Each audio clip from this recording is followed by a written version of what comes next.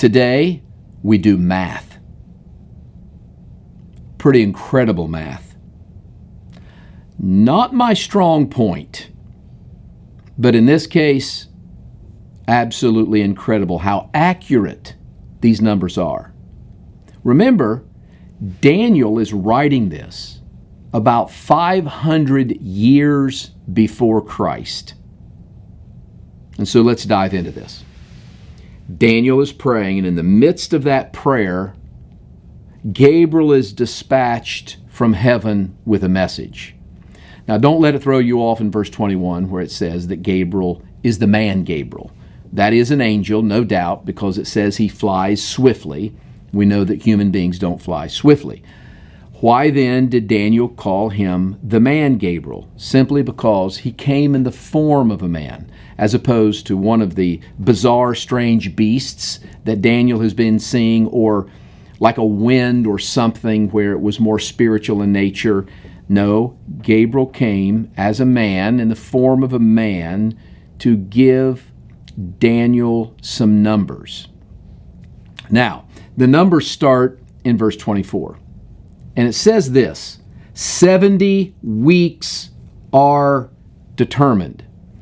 70 weeks. Now, at first glance, you might look at 70 weeks and think that that means, oh, okay, 70 weeks, that's a little over a year, like 490 days. That would be wrong to interpret a week in this case as 7 days. It's not 7 days, it's 7 years. Why would they use that language? It might go back to Leviticus 24, where the calculation of the day of Jubilee was calculated using these 7 Sabbaths, 7 years or 7 weeks of Sabbaths, which a week in that case, a Sabbath is every seventh day. But in this case, as they calculated the year of Jubilee, it wasn't 7 Sabbaths as in 7 days and then the Sabbath. It was the 7th year. And so this was probably something known. It probably was a bit more common than it is to us, to Daniel, because of Leviticus and how the year of Jubilee, which was every 50 years, was calculated using the idea of weeks. So this is a familiar kind of motif, using weeks to indicate 7 years. Now, let's do the math. It goes something like this. 70 weeks are determined for your people and for your holy city. Okay, so if we're going to understand that a week is 7 years, what we have, and I have my red Sharpie and my legal pad. So 490 years. 490 years. Okay, well, what's 490 years going to measure? Verse 24. For your people and for your holy city to finish the transgression, to make an end of sins, to make reconciliation for iniquity, to bring in everlasting righteousness. Well, hold right there. This is speaking about more than just the 70 years that Israel would be in Babylonian exile. Because the language used here, especially that part that says to bring in everlasting righteousness. Oh, this 490 years then is far greater than just the Babylonian exile. This means time itself for the holy city and for the people of God, the Jewish people, to absolutely complete once and for all this everlasting assignment. So 490 years is not just the Babylonian exile. The 490 years, that measurement is actually describing the whole complete fulfillment of the Jewish nation, even in our day. Well, that's going to take some closer examination. Fortunately, we have it. To finish verse 24, to seal up vision and prophecy and to anoint the most holy. So that means all prophecy, all visions are going to be done. And as a Christian, we would see this as, and Jesus will be anointed as the King of Israel in Jerusalem. We have 490 years to account for. Here's how it breaks down. Verse 25, know therefore and understand that from the going forth of the command to restore and build Jerusalem, okay, so that's talking about Cyrus gave a command that the Jews should go back home to rebuild Jerusalem and to rebuild the temple. So that's good because he's given us a solid place in time, and we know when that was in history. We know the date of that. So he's given us a time in history to start the calculation of this 490 years. So, to restore and build Jerusalem until Messiah the Prince. Now he's going to break it down into two segments. And look at it here. There shall be 7 weeks and 62 weeks. Okay. So, the 490 years is going to be broken down into 7 weeks.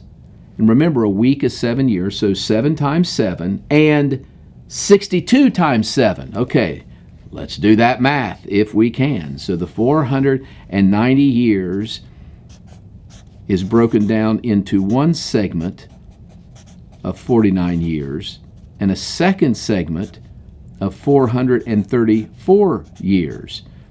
So you have 7 sevens and 62 sevens. So it looks something like this. The 490 years now is broken down into a segment of 49 years and then 434 years. All right. What are the dates associated with these years? Well, we know that the Edict of Cyrus took place in 445 BC. All right, so you can put the 445 BC here. Well, 49 years later, okay, the Edict of Cyrus is in 445. That means Nehemiah and Ezra, King Zerubbabel, will have rebuilt Jerusalem's walls, reconstructed and dedicated the temple, and that happened in 396 BC. Wow, okay. So, from the Edict of Cyrus until 396 BC, when the temple was dedicated, that's your first 49 years. So that means of the 490 years total, 49 of them was used up in this time period from the Edict of Cyrus to rebuild the temple until that temple was rebuilt. So let's take this date, 396. Let's move it down here, because now we have to account for the 434 years starting at 396. Okay, so we just took this date and moved it down here. All right, so we do the calculations. BC means before Christ, so that means that this is going to hit 0 and then move into AD. Actually, when you do the calculations, you come up 434 years from the time that the temple was dedicated. These 434 years take us to AD 32, when Jesus was crucified. That's pretty cool. That's pretty cool. There's just one problem. Let's add 49 and 434 and see what we come up with. Well, if my math is correct, and I think it is, we come up with 483 years. Now, we've got to take up all 490 years here. We can account for 49 here. We can account for 434 here. Combining these two gives us 483. And if you look, that's not 490. 483 is actually 7 years. that's not accounted for. We can account for the 49, the Edict of Cyrus to rebuild Jerusalem and the temple until that temple was dedicated. We take that date down here, and we can account for 434 years from the time the temple was dedicated until Jesus Christ was crucified. We add these together, we have 483 years accounted for, but 490 years is the total number of years until all sin has been abolished and all revelation is unnecessary, and there's an everlasting righteousness. So we've still got 7 years to account for. Well, when was that 7 years? That's the question. That's the question. Now, I'm going to read on, but we can read this with a lot of New Testament information in our minds. And by that I mean that in the book of Revelation, it tells us about that 7 years.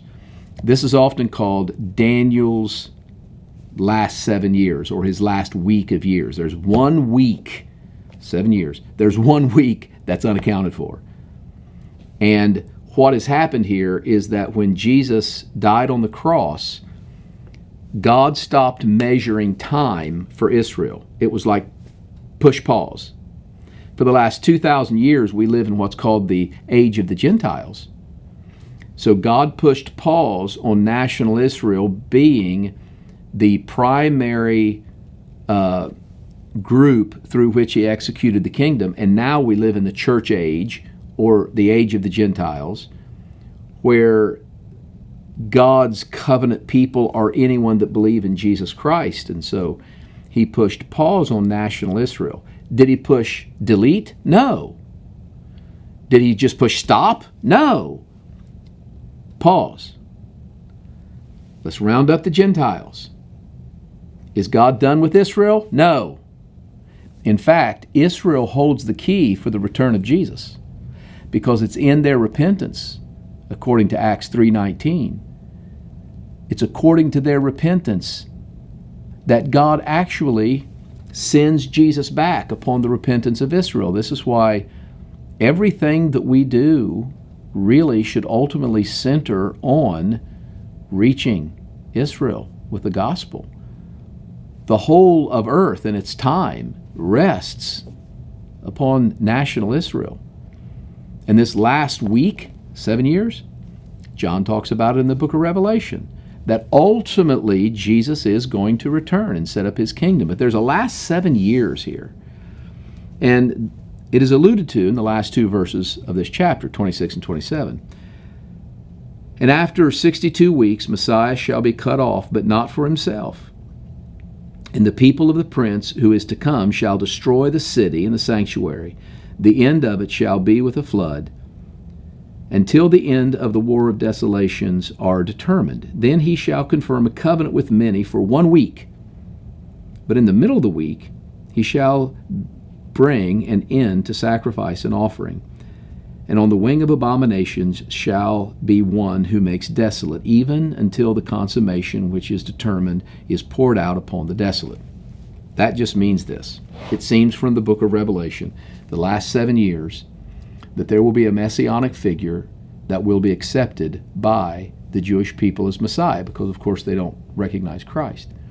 But in the middle of that 7 weeks, at the 3.5-year period, that the tables will turn, and this will be manifested as an evil person who is not the Jewish Messiah. And in that time, that's when the work of the law and the prophets, that's when the work of these anointed evangelists, described as the 144,000, actually ministers to Israel in a way that brings repentance.